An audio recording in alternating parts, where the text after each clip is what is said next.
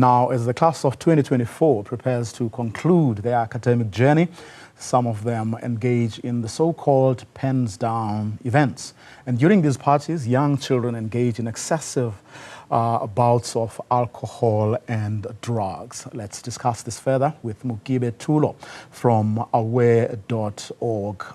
She is the CEO there. Mokebe, a very good afternoon to you. Thanks very much for your time. I know how difficult a conversation this can be. Good afternoon, Vuyo, and good afternoon to your listeners. Thank you so much for the platform to discuss this very important topic. And indeed, it can be a difficult one. Indeed, because I mean, in the age of social media where people post on various platforms about having fun, and you get, I mean, people really not finding anything wrong or bad with what people are doing, and yet the consequences are dire, as we saw in the situation in Enyobeni, but I mean, across the length and breadth of our country, we are actually sitting with a serious problem where the only way young people think they can have fun, adults too, of course, is by drinking and doing so excessively. Yes, Vuyo. Unfortunately, it seems we live in a time where the consumption or overconsumption of alcohol has been normalized to a point where it has gone overboard. As you say, we have seen very many unfortunate consequences of such beliefs.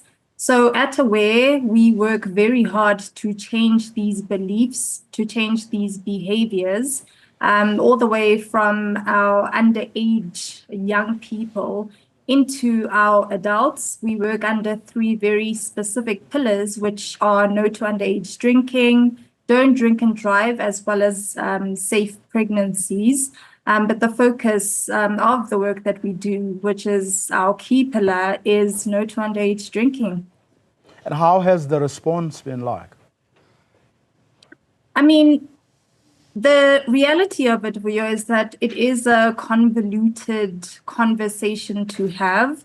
We have had some really success stories to tell. We've had some wins along the way, but it's not an overnight matter.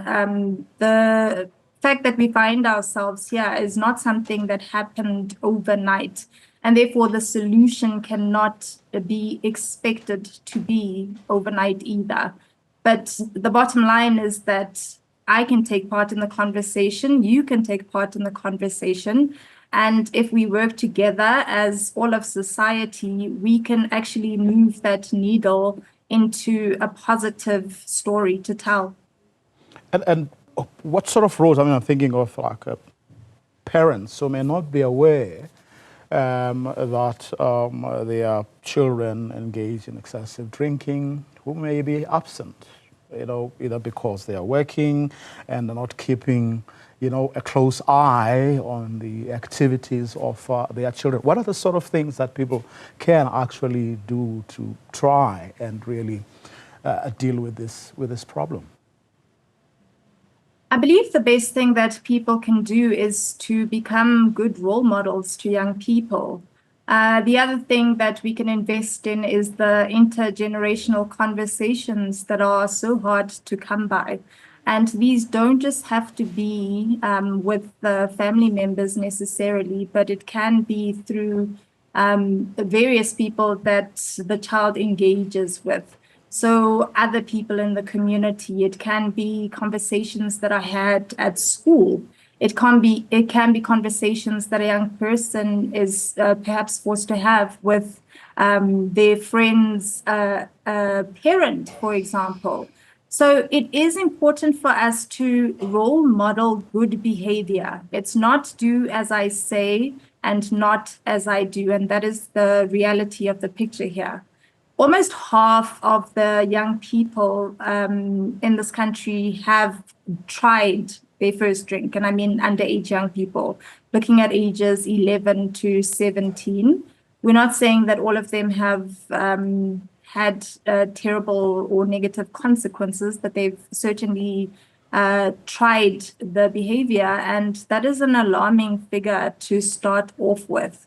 But what we're saying is that by intervening, engaging with, and coming up with various ways of communicating effectively with these young people, we can still turn the tide. And of course, I mean, what about, I'm trying to think out loud now, using or being present in the very platforms where young people are. In other words, being with them and having those conversations there where they are. I mean, I was talking earlier about social media. Social media can be bad, but it can also be good. We've seen how people who are doing great things use those platforms to promote their messages and the kind of behavior that they would like to encourage. I guess this should be no exception. We should, as parents, be going where our children are. Absolutely. And I mean, it depends on who you are and where you are doing it. What we often say is that as the older people, what we hope are the responsible people, we have to meet young people where they are, as you say, and often it is in a social media setting. And so we, as Aware, have come up with round 2 of our gamification, which is a Roblox game called Party in Your Pocket, which is a proudly South African digital game aimed at teaching these lessons that are important in gearing young people up to make the right decisions when it comes to underage drinking, when confronted with those choices. Because ultimately, we are competing with culture. And we know that young people have a lot of time on their hands and a lot of unsupervised time. So the trick is to get them to a point where they are able to make rational decisions, even in the face or the absence of an older person there in that specific moment, in that specific time. So we must engage with them and use all the tools at our disposal in order to get those messages across. And of course, social media is one of those spaces. Okay, let me thank you very much for your time. Let's say no to underage drinking.